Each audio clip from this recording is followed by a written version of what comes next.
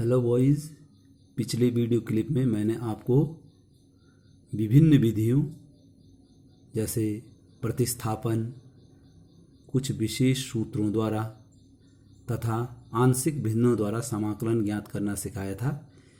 इस video clip में मैं आपको खंडशः समाकलन इंटीग्रेशन बाय पार्ट्स के द्वारा समाकलन ज्ञात करना बता रहा हूँ। खंडशः समाकलन का मतलब हुआ कि दो फलनों के गुणनफल के समाकलन क्या होता है। माना u तथा v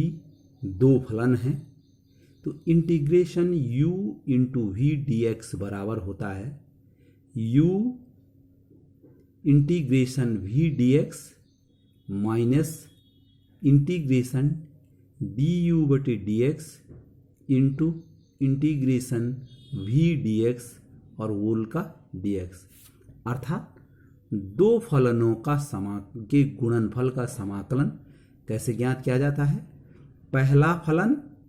इंटू दूसरे का इंटीग्रेशन, पहला फलन इंटू दूसरे का इंटीग्रेशन माइनस इंटीग्रेशन पहले फलन का डिफरेंशिएशन, यानी u का डिफरेंशिएशन कर रखा है, इंटू दूसरे का इंटीग्रेशन, और ये सारे का क्या हो गया, फिर से इंटीग्रेशन हो गया है। फिर से सुन लीजिए कि दो फलनों के गुणनफल का समाकलन क्या होता है। पहला फलन वैसे का वैसे आएगा u इंटू दूसरे फलन का इंटीग्रेशन यानी v का इंटीग्रेशन माइनस इंटीग्रेशन पहले फलन का डिफरेंशिएशन। ये देखो du बटे dx है, पहला फलन u है, दूसरा v है, तो du बटे dx इंटू दूसरे फलन का इंटीग्रेशन, और तब सारे का फिर से क्या है, इसमें ये बाद वाले का इंटीग्रेशन है। ये आपको सूत्र जो है बिल्कुल ढंग से याद रखना है। इसमें देख लीजिए, आपको एक चीज़ का ध्यान देना है कि इंटीग्रेशन जो है वो दूसरे फलन का हो रहा है। तो आपको जब दो फलन होंगे तो उसमें आपने इस प्रकार से चयनित करना है कि दूसरे फलन का जो इंटीग्रेशन है वो आपको आसानी से पता हो, आसानी से ज्ञात हो, वो दूसरा फलन आपको लेना है। क्योंकि सभी फलनों के इंटीग्रेशन नहीं होते हैं। जैसे इन्वर्स फंक्शन है, टेन इन्वर्स एक्स है, साइन इन्वर्स एक्स है, कॉस इन्वर्स एक्स है, इनके जो है इंटीग्रेशन नहीं है। तो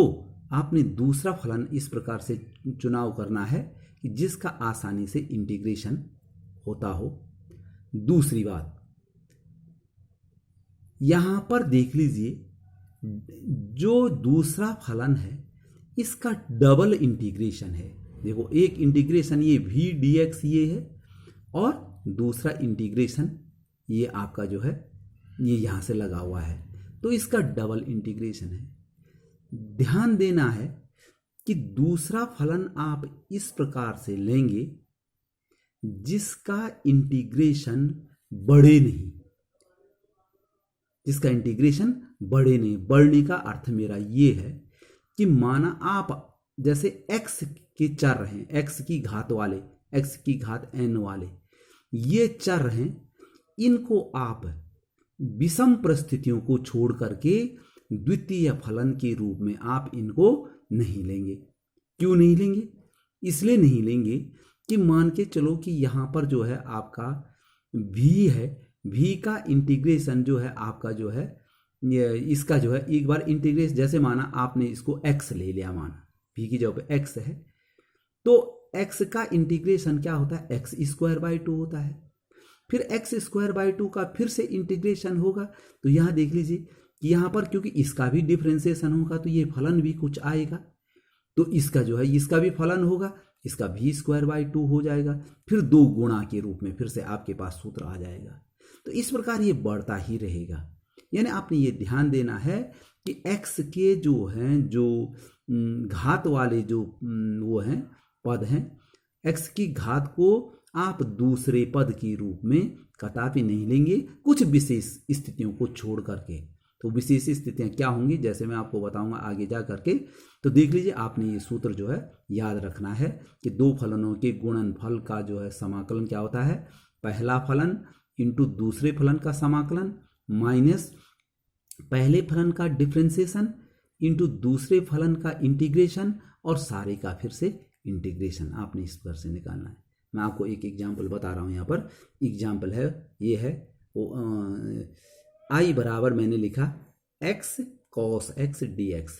अब यहाँ पर देख लीजिए, आप x को दूसरा नहीं लेंगे। cos x का इंटीग्रेशन आप अच्छी तरह से जानते हैं, तो आप x को जो है क्या नहीं लेंगे, आप x को जो है दोबारा नहीं, ये इसका ये दूसरा पद नहीं लेंगे, पहला लेंगे इसमें। तो पहले मैं ये बता रहा हूँ कि इसका इंटीग्रेशन कैसे किया जाता है, और फिर मैं आपको ये भी बताऊंगा कि x को यदि आपने गलती से दूसरा पद लिया तो फिर क्या होने वाला है। देख लीजिए, ये देखिए, ये पहला ये दूसरा, वैसे इसको लिखने की जरूरत नहीं है, स्वतः ही दिखाई दे रहा है पहला और दूसरा। तो क्या है, दो फलनों के गुणनफल का पहला फलन x है, दूसरा cos x है। इसके इंटीग्रेशन क्या हो जाएगा आपका, बराबर पहला यानी पहला x हो गया इंटू इंटीग्रेशन ऑफ दूसरा cos x dx। cos x का इंटीग्रेशन यहाँ पर मैंने डिटेल लिखा हुआ है, आगे हम सीधे इंटीग्रेशन लिखेंगे अगले प्रश्नों में, माइनस इंटीग्रेशन पहले का डिफरेंशिएशन। देखो x का डिफरेंशिएशन, और x का डिफरेंशिएशन होता है 1 इंटू इंटीग्रेशन दूसरे का इंटीग्रेशन, और फिर सारे का ये क्या हो गया, दो बार dx लिखने की वजह ये है, एक तो इस इंटीग्रेशन के लिए dx है, और दूसरी जो है ये दूसरा वाला इंटीग्रेशन के लिए dx है। तो बराबर हो गया x, cos x का इंटीग्रेशन हो गया sin x, माइनस देखो ये एक समाप्त हो गया है, माइनस, और यहाँ पर जो है आपका cos x का इंटीग्रेशन होता है sin x। तो माइनस ये इंटीग्रेशन, ये इंटीग्रेशन वैसे का वैसा, ये बाहर वाला, और इस cos x का इंटीग्रेशन देख लीजिए, ये जो sin x लिखा मैंने, इसका cos x का इंटीग्रेशन लिखा, ये वाला इंटीग्रेशन वैसे का वैसा है sin x dx। और अगली बार में देखो, चूंकि अब एक ही पद इसमें रह गया है, तो अगली बार में इसका इंटीग्रेशन हो जाएगा, तो बराबर हो गया x sin x माइनस, और साइन x का इंटीग्रेशन होता है cos x। इसमें दो लाइन, एक ही लाइन में पूरा कंप्लीट नहीं होता है, इसका दूसरा दोबारा इंटीग्रेशन हो जाएगा, तो साइन x का इंटीग्रेशन हो गया माइनस cos x, और प्लस जो है c हो जाएगा, तो ये हो गया x साइन x, और माइनस माइनस का plus cos x plus c। तो इस प्रकार से आपने देखा कि हम जो है इसको किस प्रकार से जो है इसको क्लियर करते हैं। अभी मैं आपको एक चीज़ बता रहा था कि यदि आपने मान के चलिए, इसमें है आपका i is equal to integration x cos x dx। अगर आपने गलती से x को क्या लिया, आपने इसको दूसरा लिया और इसको क्या लिया, पहला लिया, तो क्या होने वाला आपका देख लीजिए। देखिए ये पहला, ये है यहाँ पर, तो क्या होता, पहला फलन यानी पहला यानी cos x इंटू दूसरे का इंटीग्रेशन x, और x का इंटीग्रेशन हो जाएगा आपका x स्क्वायर बाई 2 हो जाएगा, माइनस इंटीग्रेशन पहले का डिफरेंशिएशन। देखो पहला cos है, और cos x का डिफरेंशिएशन होता है क्या, माइनस साइन x होता है, और दूसरे का इंटीग्रेशन, दूसरा x है, और x का इंटीग्रेशन हो जाएगा आपका x स्क्वायर बाई 2 dx। ये आपका हो गया। अब यहां पर देख लीजिए, आपको फिर से यहां पर दोबारा दो पद मिल गया आपको, पहला पद साइन x और दूसरा x स्क्वायर बाई 2। फिर इस पर 2 के गुणा वाला सूत्र आपको फिर से लगाना पड़ेगा। फिर अगर आप x स्क्वायर को जो है मानेंगे तो फिर क्या हो जाएगा ये आगे जो है बढ़ता ही चले जाता है, ये कहीं भी समाप्त नहीं होता है। मान के चलोगे आप जो है फिर से जो है आपको जो है फिर से जो है इसको आप जो है बराबर देख लीजिए, x square by 2 cos x, ये माइनस माइनस का प्लस हो गया आपका, और ये 1/2। आप इस बार फिर से देखो, ये मैं इसको फिर से सेकंड ले रहा हूँ x वाले को, और इसको पहला ले रहा हूँ, तो इंटीग्रेट ये क्या हो जाएगा, इसका क्या हो जाएगा आपका, देखो पहला हो जाएगा साइन x, दूसरे का इंटीग्रेशन x स्क्वायर का हो जाएगा x³ 3 माइनस इंटीग्रेशन पहले का डिफरेंशिएशन साइन x का डिफरेंशिएशन हो गया cos x, और x स्क्वायर का हो जाएगा x³ 3 और dx। इस प्रकार से जो है आप ये dx, और यहाँ पर जो है आपका जो है ये इस प्रकार से जो है आपको फिर से देख लीजिए, ये फिर से बढ़ गया पहला फलन और दूसरा फलन, तो ये कभी समाप्त नहीं होगा, आगे बढ़ता जाएगा ये। इसलिए आपको ये ध्यान देना है कि आप जो हैं x को किसी भी हाल में जो है वो दूसरा जो है आप नहीं लेंगे, जैसे मैंने आपको इसमें बता दिया है कि आपको किस प्रकार से करना है। ठीक हो गया। अब मैं एक और एग्जाम्पल ले रहा हूँ, एग्जाम्पल 18, i बराबर log x। हाँ, log x से देखिए, log x का इंटीग्रेशन आपने अभी नहीं किया है तो आपको इसको करना भी है। अब इसको जो है ये केवल जो है इसी सूत्र से कैसे होगा, log x के साथ 1 लेंगे, log x इंटू 1 dx,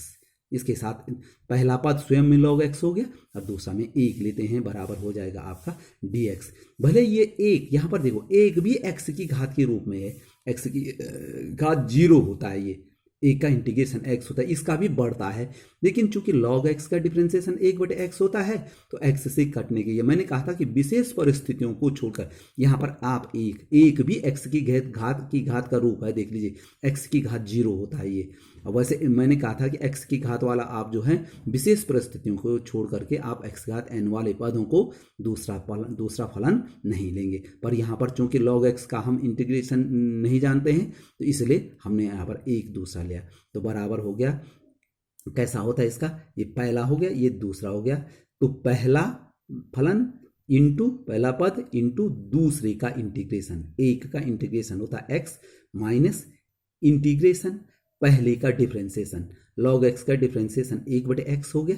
और इंटू दूसरे का इंटीग्रेशन माने 1 का इंटीग्रेशन x और dx। यहाँ पर भले इसका इंटीग्रेशन बड़ा है, 1 का x हो गया, लेकिन ये x और x कैंसिल हो गया है तो बराबर हो गया। इसको लिखेंगे, ये x को पहले लिख देंगे x log x माइनस, अब ये देखो ये x और x कट गया है ये, तो यहाँ पर रहा 1 dx, तो 1 का इंटीग्रेशन हो गया x और प्लस c हो गया, इन दोनों में x कॉमन ले लेंगे तो x और log x minus 1 plus c। तो मैंने कहा कि x को या x की घात वाले पदों को आप द्वितीय पद के रूप में तभी लेंगे जब आपके पास दूसरा विकल्प न हो आपके पास। तो आपको ये याद भी रखना है, कहीं पर इसका सीधे यूज भी करना पड़ेगा कि log x का जो इंटीग्रेशन होता है वो x log x माइनस 1 होता है आपका।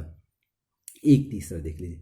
यहाँ पर देख लीजिए एग्जाम्पल है आपका i बराबर x e की घात x dx। तो इसमें देख लीजिए फिर वही ये x वाला है, यहाँ पर आप दोनों के इंटीग्रेशन जानते हैं, x का भी है, e की घात x का भी इंटीग्रेशन जानते हैं। तो मैंने कहा था कि x वाले को हमेशा पहला लेंगे, दूसरा नहीं लेंगे। तो देख लीजिए ये पहला हो गया x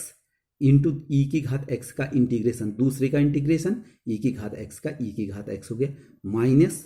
पहले का डिफ्रेंसिएशन माइनस इंटीग्रेशन हो गया, पहले का डिफ्रेंसिएशन 1 हो गया आपका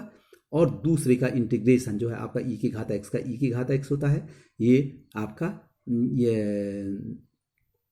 जो है यहाँ पर जो है आपका ये dx हो गया आपका। तो बराबर हो गया आपका ये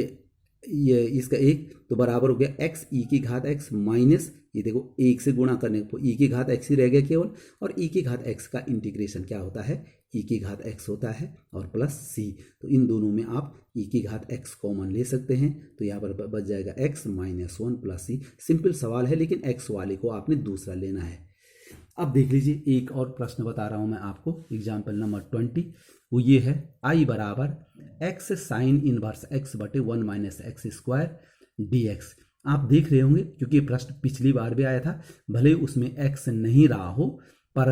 ये जो है आपका जो है साइन इनवर्स x, ये सब्स्टिट्यूशन भी करना पड़ेगा इसमें पहले। ये साइन इनवर्स x का जो डिफ्रेंसिएशन होता है वो आपका जो है आपका अंडर रूट ये 1/√1 माइनस एक्स स्क्वायर होता है, ये बट्टे में है 1/√1 माइनस एक्स स्क्वायर होता है। तो यहाँ पर आप पुट कर सकते हैं कि पुट साइन इनवर्स x बराबर आप t ले लीजिए या कहीं थीटा भी लेते हैं, तो आपका यहाँ पर हो जाएगा इसका डिफ्रेंसिएशन हो जाएगा, यहाँ पर जब पुट कर दिया हमने, इसका डिफ्रेंसिएशन होता है 1/√1 minus x square 1/1 minus x square dx बराबर हो गया आपका dt। तो यहाँ पर आपका देखिए 1/1 माइनस एक्स स्क्वायर, इतना देख लीजिए 1/1 माइनस एक्स स्क्वायर यानी बट्टे में, और ये dx है और इतने को आपने क्या लेना है dt लेना है। तो तो ये हो जाएगा बराबर, यहाँ पर देख लीजिए आपका यहाँ पर x है, तो x को क्या लिखेंगे, देखो साइन इनवर्स x बराबर आपने t मान रखा है, तो x बराबर आपका साइन t, तो x की जगह पे मैंने साइन t ले रखा है इंटू t। ये देखो साइन इनवर्स x को क्या मान रखा है t, और इतना 1/√1 minus x square D x, यानी dx बटे इतना बराबर हमारे इसकी जगह पे क्या आ जाएगा dt आ जाएगा। तो बराबर देख लीजिए यहाँ पर फिर ये साइन t और t दो का गुणा है, लेकिन मैंने अभी कहा था आपको x वाला पद आप दूसरा नहीं लेंगे पहला लेंगे, इसलिए मैंने यहाँ पर x की जगह यहाँ पर t है तो t को पहले लिया, साइन t को दूसरा लिया, और फिर सीधा सूत्र लगा दिया। पहला मानी t इंटू दूसरे का इंटीग्रेशन, साइन t का होता minus cos t, minus integration पहले का डिफ्रेंसिएशन, t का डिफ्रेंसिएशन 1 हो गया, और साइन t का हो गया माइनस कॉस t, और dt बराबर हो गया, ये देख लीजिए ये माइनस t कॉस t हो गया, प्लस ये देखो प्लस इसलिए हुआ माइनस, और माइनस का जो है प्लस हो गया, और ये कॉस t है, कॉस t का इंटीग्रेशन हो गया सीधे सीधे साइन t और प्लस c। अब बराबर देख लीजिए बराबर माइनस, और देखो t जो है आपका t किसको मान रखा है साइन इनवर्स x, तो इसको साइन इनवर्स x लिखेंगे t, और कॉस t, अब कॉस t को क्या लिखेंगे देख लीजिए यहाँ पर, देखिए यहाँ पर लिखा भी मैंने कि साइन t बराबर x है, यहाँ देखिए इससे साइन t बराबर क्या हो गया आपका x, तो कॉस t बराबर हो गया आपका कितना √1 minus x square, 1 minus sine square, ये 1 माइनस क्या हो जाएगा आपका साइन इनवर्स एक्स, यानी 1 साइन स्क्वायर t हो जाएगा, तो 1 माइनस एक्स स्क्वायर हो जाएगा। यहाँ पर लिखा मैंने साइन t बराबर x है, तो कॉस t बराबर 1 माइनस एक्स स्क्वायर हो जाएगा आपका। तो यहाँ पर देखिए साइन इनवर्स, ये t का मान साइन इनवर्स x हो गया, और कॉस t का मान हो गया आपका 1 माइनस एक्स स्क्वायर का अंडर रूट, और प्लस यहाँ पर देखिए साइन और t को क्या लिखा मैंने साइन इनवर्स x, तो साइन इनवर्स x, और आप देख लीजिए बराबर हो गया ये minus sign inverse x √1 minus x square, ये हो गया। और ये देखो साइन इनवर्स x, जब आपने इनवर्स फंक्शन पढ़ा था बाहर से भी साइन है अंदर से साइन है, तो इसका मान क्या हो जाता है x के बराबर हो जाएगा आपका। तो साइन इनवर्स इतना ये x into 1 minus x square under root plus x plus C हो जाएगा। तो मैंने लिखते हैं चूंकि नेगेटिव है तो x को सबसे पहले लिखा x माइनस, इसको लिखा 1 minus x square under root sine inverse x plus C, इस प्रकार से। तो आपका जो है ये इस प्रकार से इन प्रश्नों को जो है आप करेंगे। एक अब नए टाइप का सवाल, इसमें ऐसा है कि इस प्रकार के प्रश्नों में यदि आप दोनों का इंटीग्रेशन जानते हैं और x भी नहीं है, केवल x की घात वाला जो मैंने कहा था वो बढ़ता है, तो इनमें आप किसी को भी जो है क्या कर सकते हैं पहला या दूसरा मान सकते हैं। और इसमें एक चीज और होती है, इसमें पुनः आपका यही फलन प्राप्त हो जाता है, यानी आई पुनः प्राप्त हो जाता है। मैंने आपको कहा था इसमें x तो है नहीं, केवल x नहीं है, क्योंकि x की वजह से आगे बढ़ता रहता है, तो यहाँ पर तो केवल x तो है नहीं, तो इसलिए इसमें कोई प्रॉब्लम नहीं है। आप e की घात x का भी इंटीग्रेशन जानते हैं, साइन x का भी इंटीग्रेशन जानते हैं, दोनों का डिफ्रेंसिएशन भी जानते हैं। आप किसी एक को पहला या दूसरा मान सकते हैं, लेकिन इसमें क्या प्राप्त होता है ऐसे पदों में फिर से आपका आई प्राप्त हो जाता है, यानी यही फलन फिर से प्राप्त होता है। तो कैसे करते हैं देख लीजिए, इज इक्वल टू, यहाँ पर मैंने इसको पहला इसको दूसरा लिया है, तो पहला यानी e की घात x हो गया इंटू दूसरे का इंटीग्रेशन, साइन x का इंटीग्रेशन होता है आपका minus cos x, minus integration पहले का डिफ्रेंसिएशन e की घात x का डिफ्रेंसिएशन e की घात x हो गया आपका, इंटू दूसरे का इंटीग्रेशन हो गया माइनस कॉस x dx। तो बराबर देख लीजिए इसको क्या कैसे लिखा मैंने, ये माइनस पहले लिख दिया, e की घात x cos x हो गया, और यहाँ पर देखिए ये माइनस माइनस का क्या हो गया प्लस e की घात x cos x, ये e की घात x cos x हो गया। मैंने यहाँ पर सीधे सूत्र लगा रखा है। अब यहाँ पर फिर से दोबारा गुणा वाली स्थिति आ गई है, e की घात ये माइनस माइनस का तो प्लस कर दिया है, इंटीग्रेशन e की घात x cos x, तो फिर से गुणा वाली कंडीशन फिर से आ गई है। तो यहाँ पर फिर से दोबारा सूत्र लगाना आपने, इसको e की घात x को पहले भी आपने पहला माना था, अब भी आपको पहला ही मानना होगा। तो जब आप इसका जो है इंटीग्रेशन करेंगे तो क्या हो जाएगा आपका, ये पहला यानी e की घात x,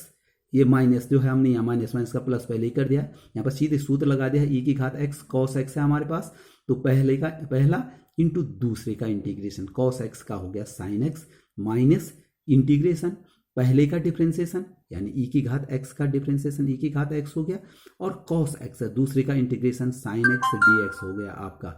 तो इससे क्या हो गया आपका, देखिए ये फिर से प्राप्त हो गया आपको ई की घात एक्स साइन एक्स। देखो ई की घात एक्स साइन एक्स यानी फलन फिर से प्राप्त हो गया आपको। तो क्या लिखा आपने, बराबर देख लीजिए, और आई बराबर, मैंने आई यहाँ दोबारा इसलिए लिखा, देख लीजिए ये माइनस ई की घात एक्स कॉस एक्स ये हो गया, और प्लस ये हो गया ई की घात एक्स साइन एक्स हो गया ये, और ये माइनस इसको मैंने फिर से क्या लिख दिया, आई लिख दिया, क्योंकि ये आई का मान है,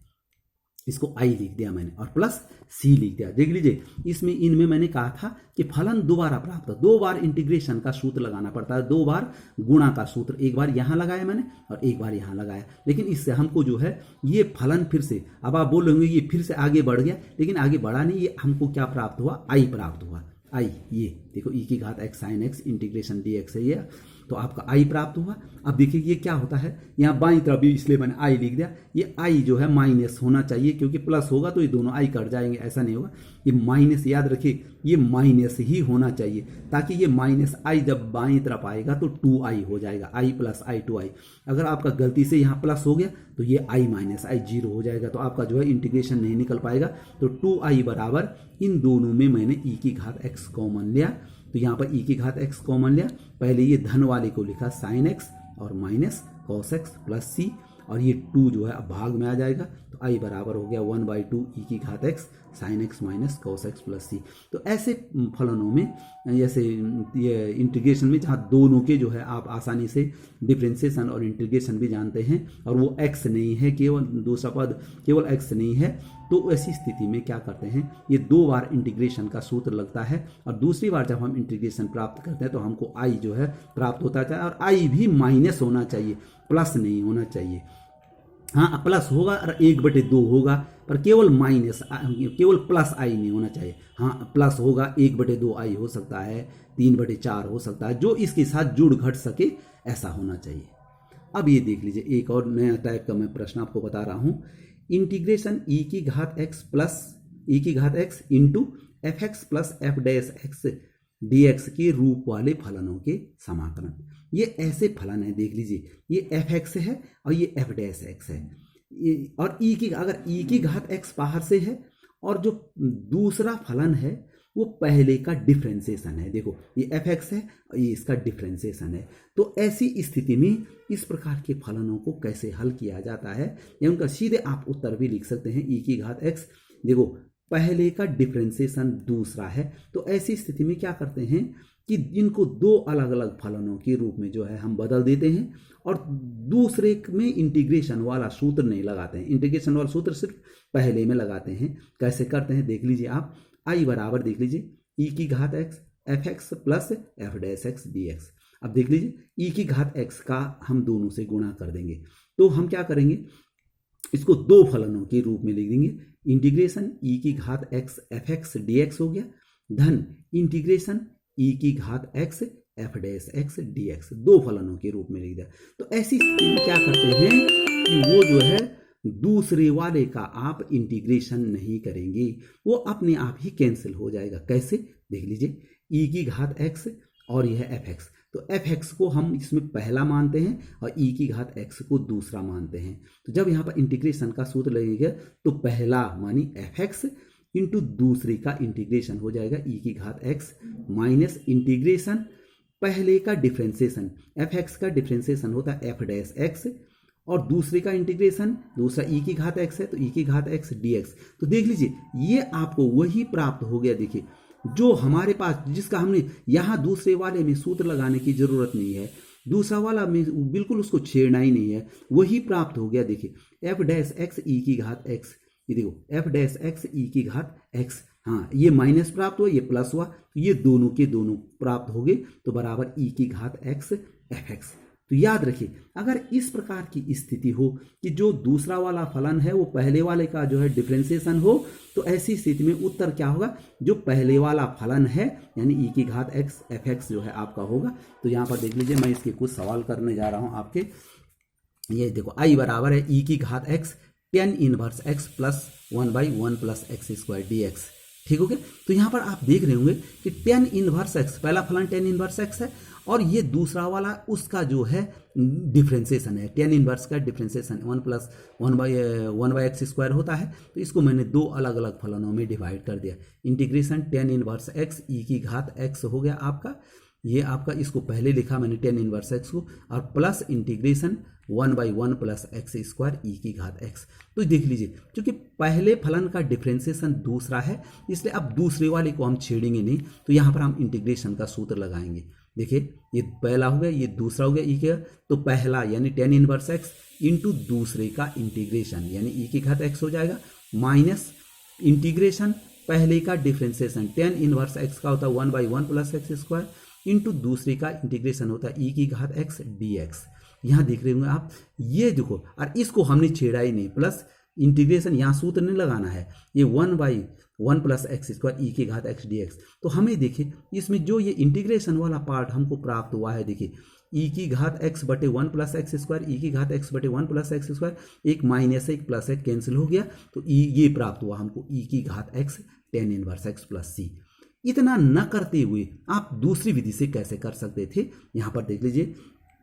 आपने लिख दिया, प्रश्न लिख दिया आई बराबर ई की घात एक्स टेन इनवर्स एक्स और प्लस 1/1 + एक्स स्क्वायर। आप क्या मानेंगे, माना टेन, इसको आप एफ एक्स मानते हैं,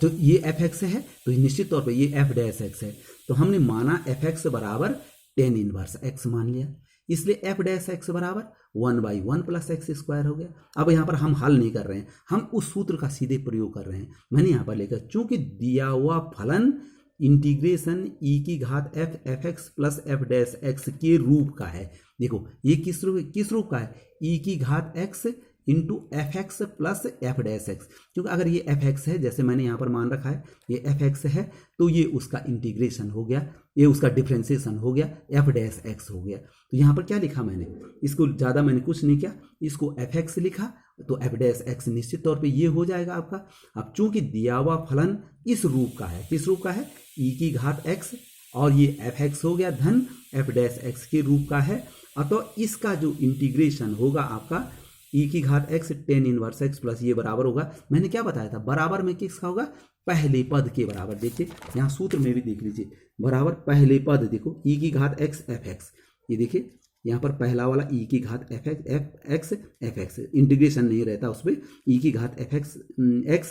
एक्स के रूप में, तो बराबर इसका जो उत्तर आएगा वो सीधे सीधे पहले वाले के बराबर आ जाएगा, ई की घात एक्स और आपका हो जाएगा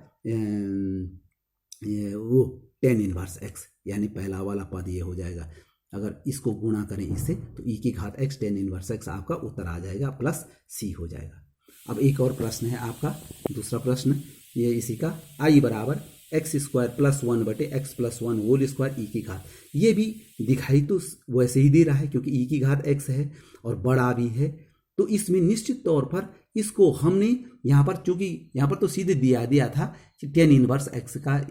डिफ्रेंसिएशन ये होता है, लेकिन यहाँ पर इस रूप में हमको लाना पड़ेगा। पहले कैसे ले आएंगे देख लीजिए, ये आई एक्स स्क्वायर प्लस 1 है, ई की घात एक्स बटे इतना है, हमने एक्स स्क्वायर प्लस 1 को पहले क्या किया, ये बटे में एक्स प्लस 1 है ना, तो एक्स, इसमें हमने एक घटाया एक जोड़ा, एक घटाया एक जोड़ा, इसलिए कि मैंने भले दिखा नहीं रखा है, यहाँ पर लिखा मैंने एक्स स्क्वायर माइनस 1 और प्लस 2, तो 2 में से एक गया तो प्लस 1 ही तो रहेगा, यानी यहाँ पर हमने एक घटाया और एक जोड़ा है, इसलिए ये प्लस 2 हुआ। अभी एक्स स्क्वायर माइनस 1 इसलिए क्या है कि एक्स स्क्वायर माइनस 1 के गुणनखंड हो जाते हैं एक्स माइनस 1 एक्स प्लस 1 और प्लस 2। याद रखिए मैंने यहाँ पर एक घटाया एक जोड़ा है, भले मैंने अलग अलग नहीं दिखा रखा है, वैसे भी 2 में से एक घटा के एक ही आता है, और बट्टे वैसे का वैसे रहा, ई की घात तो एक्स वैसे का वैसे है, बराबर देख लीजिए। अब मैंने इनको अलग अलग कर दिया, इसकी दो में डिवाइड कर दिया, तो बराबर हो गया इंटीग्रेशन एक्स स्क्वायर माइनस 1 बटे एक्स प्लस 1 का स्क्वायर ई की घात एक्स डी एक्स हो गया,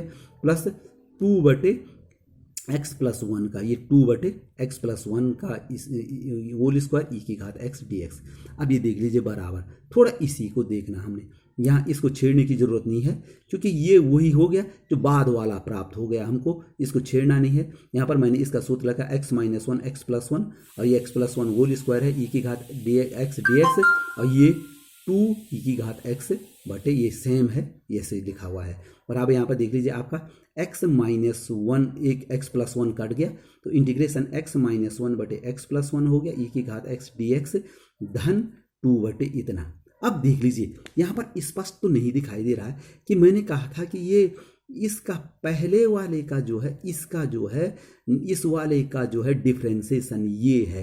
है कि नहीं है। अब ये हमें पता चल, हमने जैसे ऊपर इसको जो है माना था कि इसको जो है हम इस वाले सवाल में इसको एफ एक्स माना था हमने, तो यहाँ पर मैंने एफ एक्स बराबर एक्स माइनस वन बटे एक्स प्लस वन माना, इम्प्लाई दैट। अब मैंने इसलिए एफ डैश एक्स माना, एफ डैश एक्स माना मैंने तो क्या किया, यहाँ पर भाग वाला सूत्र लगाया डिफ्रेंसिएशन में। एफ डैश एक्स माने इसका डिफ्रेंसिएशन है वो, तो पहले का डिफ्रेंसिएशन मानी हो गया एक्स माइनस वन का 1 हो गया, ये तो 0 हो गया, इंटू दूसरा मानी एक्स प्लस वन हो गया, माइनस पहला मानी हो गया आपका यहाँ पर हो गया पहला मानी एक्स माइनस वन हो गया, यहाँ पर माइनस होना चाहिए था, पहला मानी ये यहाँ पर हो गया आपका एक्स माइनस वन इंटू हर का डिफ्रेंसिएशन हो गया आपका 1 हो गया। अब बट्टे हर का वर्ग होता है ये आपका, तो ये देख लीजिए आप, पहले का डिफ्रेंसिएशन 1 इंटू हर अंश का डिफ्रेंसिएशन इंटू हर ऋण अंश एक्स माइनस हो गया, हर का डिफ्रेंसिएशन हो गया बटे हर का वर्ग होता है, बराबर देख लीजिए जरा यहाँ ये एक्स, यहाँ माइनस का जो है माइनस एक्स हो गया, तो एक्स तो कैंसिल हो गया, अब 1, अब माइनस का प्लस हो जाएगा 2 बटे एक्स प्लस वन का स्क्वायर, 2 बटे एक्स प्लस वन का स्क्वायर हो गया। इसका मतलब क्या हुआ, इसका डिफ्रेंसिएशन ये है, इसका मतलब ये फलन किस रूप के हो गया, ये फलन हो गया आपका ई की घात x F x plus F dash x के रूप का हो गया ये फलन, क्योंकि इसका डिफ्रेंसिएशन ये है आपका, तो इस रूप का हो गया ये। तो आपका इसका मतलब आई बराबर उत्तर क्या आता है, पहले वाला फलन एक्स माइनस वन बटे एक्स प्लस वन ई की घात एक्स। याद रखिए ये इस रूप का क्यों हुआ कि इसका डिफ्रेंसिएशन ये है, जैसे मैंने यहाँ पर कहा था कि एफ एक्स का डिफरेंस ये टेन इनवर्स एक्स का जो है ये डिफ्रेंसिएशन होता है, तो यहाँ पर भी देख लीजिए, यहाँ पर सीधे सीधे नहीं दिखाई दे रहा था, तो हमने एक्स एफ एक्स मान करके इसको आप जो है इसको एफ एक्स माना, और जब एफ डैश एक्स निकला तो ये निकला। इसका मतलब क्या हुआ कि इसका डिफ्रेंसिएशन ये है, तो ये फलन किस रूप का हो गया जो हमने अभी बताया था, इंटीग्रेशन ई की घात एफ एक्स प्लस ये F dash x D x के रूप का हो गया। तो इसका उत्तर क्या होता है, पहले वाला का मतलब इंटीग्रेशन नहीं लगाना है, तो इसलिए आई बराबर हो गया एक्स माइनस वन बटे एक्स प्लस वन ई की घात एक्स और प्लस सी। तो इस प्रकार से आप इस आधार पर इसके बाद की जो प्रश्नावली है आपकी 7.6 उसके प्रश्नों को आप आसानी से हल कर सकते हैं। ओके।